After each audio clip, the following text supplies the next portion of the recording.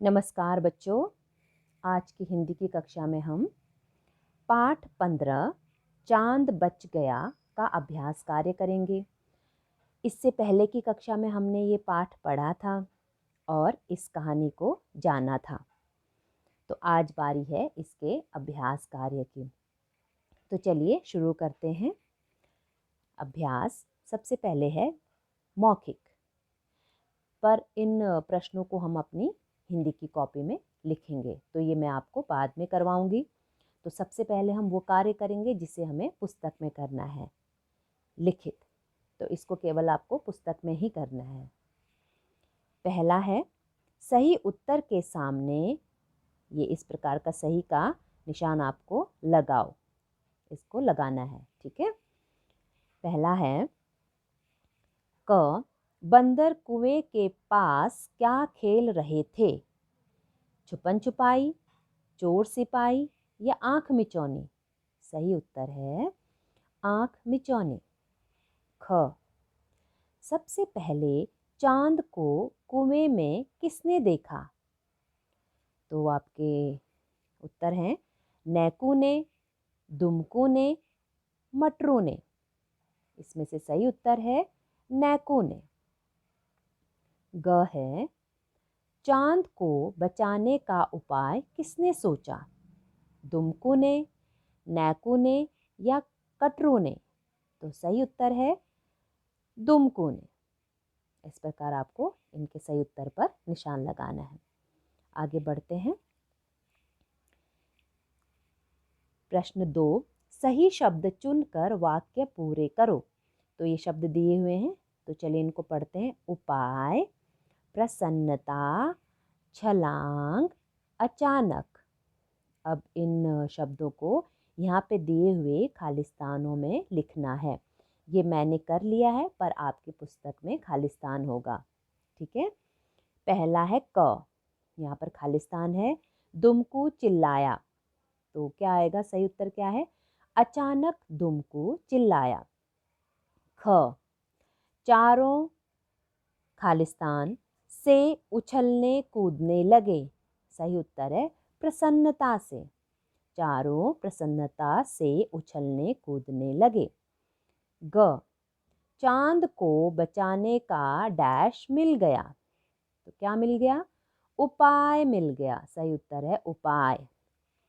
Number घ, तीनों ने कुएं से बाहर डैश लगा दी। क्या लगा दी? छलांग लगा दी, यानी तीनों कुएं से बाहर कूद गए। अब अगला है भाषा से। तो इसमें पहला प्रश्न है पढ़ो, समझो और लिखो। तो ये आपको खुद ही पढ़ना है, समझना है और फिर लिखना है। तो देखिए ये क्या है? ये है आधा क और पूरा क। तो इन्हीं दोनों वर्ण को मिलाकर शब्द बनाने हैं, जैसे पक्की, टक्कर, चक्की, है ना। इसी तरह से आप और शब्द भी बना सकते हैं। बाद में जब भी आपसे पूछा जाए तो आप इससे और शब्द भी बना सकते हैं। और इनको क्या करना है? ज्यों का त्यों नीचे लिखना है। पक्की, एक मैंने लिखा हुआ है, बाकी क्या आप लिखेंगे स्वयं। पक्की, टक्कर, चक्की, ठीक है। और दूसरा है आधा त और न। तो इससे बनने वाले शब्द हैं यत्न, प्रयत्न, पत्नी, ठीक है। और अगला है, इसको ज्यों का त्यों आपको नीचे लिखना है। यत्न, प्रयत्न, पत्नी। अगला है आधा न और पूरा न। तो इससे बनने वाले शब्द हैं प्रसन्न, अन्न, गन्ना।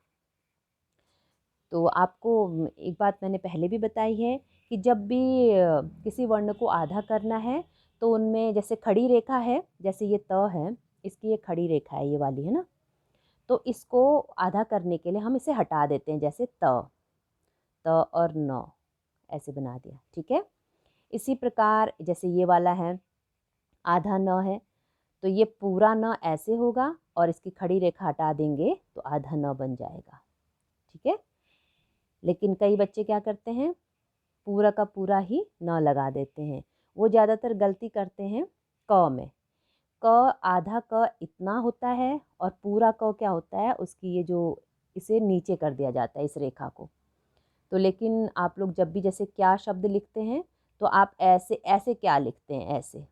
तो ये बेटा ये आपको लग रहा है कि आधा है, ये पूरा ही दिखाई दे रहा है ना, तो ये गलत है, ये रॉन्ग है। तो आप अगर क्या लिखना है तो इसको आप यहाँ तक सीधा रखेंगे बस, और फिर ऐसे लिखेंगे क्या। ठीक है, तो इस तरह से इन छोटी छोटी बातों को आपको ध्यान रखना है, इससे शब्द गलत हो जाते हैं। ठीक है, तो आगे बढ़ते हैं। अगला है प्रश्न 2, बोल बोल कर पढ़ो और समझो। यहाँ पर आपको इन शब्दों को लिखना भी नहीं है और कुछ नहीं करना है, सिर्फ आपको इनका शुद्ध उच्चारण करना है और समझना है। तो चलिए शुरू करते हैं। पहला है चांद, चांदनी, टांग, छलांग, कुआं, मुंडेर, आँख। तो आपने ध्यान दिया, इन सब में चंद्र बिंदु लगा हुआ है। अगर आपको चंद्र बिंदु वाले शब्द लिखने को कहा गया तो आप इन शब्दों को लिख सकते हैं। ठीक है, अगला है जंगल, बंदर, सुंदर, लंबी, पंजा, डंडा, खंबा।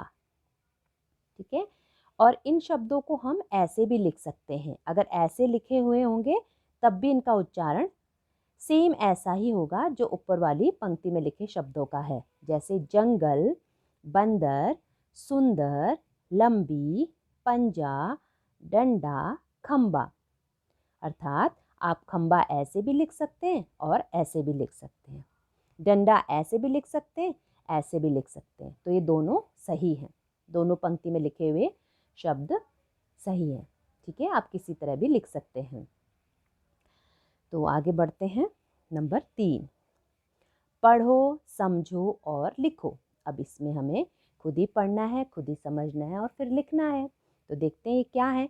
आँख, आँखें। तो आपको इससे पता चला ये क्या है। ये वचन बदलो है, एक वचन और बहुवचन है। एक आँख है तो आँख, एक से ज़्यादा है तो आँखें। ठीक है, तो हमें खुद ही पता करना है ये वचन बदलो है। तो छलांग, छलांगें, दुम, दुम। कुछ शब्द ऐसे होते हैं जिनका बहुवचन और एक वचन सेम होता है, यानी उनका कोई बहुवचन नहीं होता या एक वचन नहीं होता, वो सेम ही होता है। बहुवचन में भी वही लिखा जाता है और एक वचन में भी उसे ही लिखा जाता है, जैसे दुम। इसी प्रकार टांग, टांगें, कुआं, कुएं, मुंडेर, मुंडेर। जैसे दुम और मुंडेर, इन दोनों का बहुवचन भी सेम ही होगा। ठीक है, और बाकी शब्दों का बहुवचन अलग अलग है, जो कि आपने देख लिया है। तो इसी प्रकार आपको ये लिखना है। ठीक है, तो बेटा आपको शब्दों को समझकर खुद पता लगाना है कि वो हैं क्या। कि कई बार तो हेडिंग दे दी जाती है कि लिंग बदलो, वचन बदलो और विलोम शब्द ऐसे दे दिया जाता है, और कई बार एक एग्जाम्पल दे दिया जाता है, एक उदाहरण दे दिया जाता है। तो आपको खुद समझना है कि वो चीज़ है क्या, क्या करना है हमें इसमें। ठीक है, तो इन सब बातों का ध्यान रखिए और आपको ये कार्य अपनी पुस्तक में ही करना है। और इस काम को आपको पूरा करने के बाद पहले स्वयं चेक करना है और फिर बाद में ग्रुप में पोस्ट करना है। ओके, तो बच्चों मिलते हैं अगली कक्षा में। अपना ध्यान रखिए। धन्यवाद।